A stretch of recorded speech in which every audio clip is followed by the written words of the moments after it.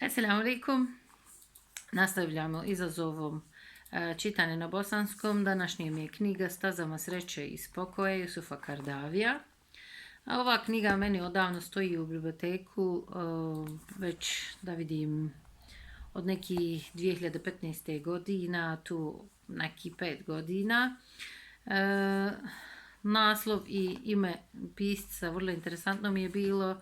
Nekad sam na nekom proslavu dobila ovo kao poklon i imam vrlo interesantne osjećaje u vezi ove knjige i dešavanje kad sam dobila tu knjigu. Kao zaključak mogu reći da je, znači, trebalo sam i to raščistiti pa čitati tu knjigu.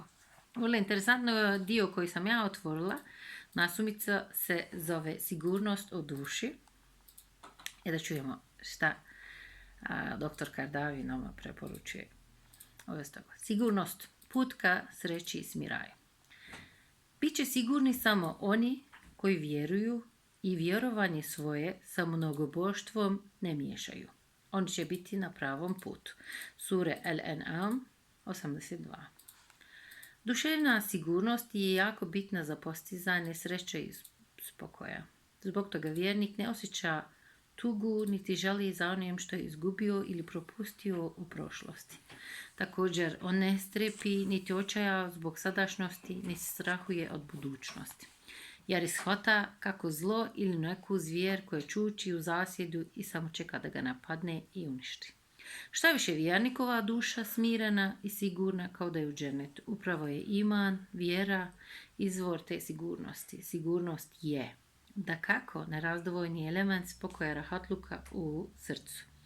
Sreća je naprosto nemoguće bez duševne sigurnosti. Kad su jednog mudraca pitali o radosti, on im rekao: radost je sigurnost, bezbrižnost i spokoj. Jer mi je život pokazao kako uplašen čovjek nikako ne može uživati u životu.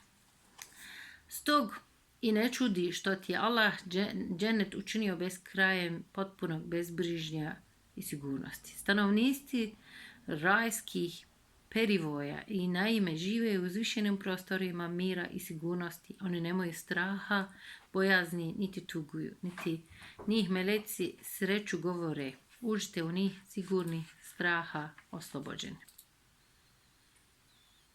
Toliko što bi ja čitala i što sam morala da kažem, da razumijem, ta sigurnost se u duši dolazi samo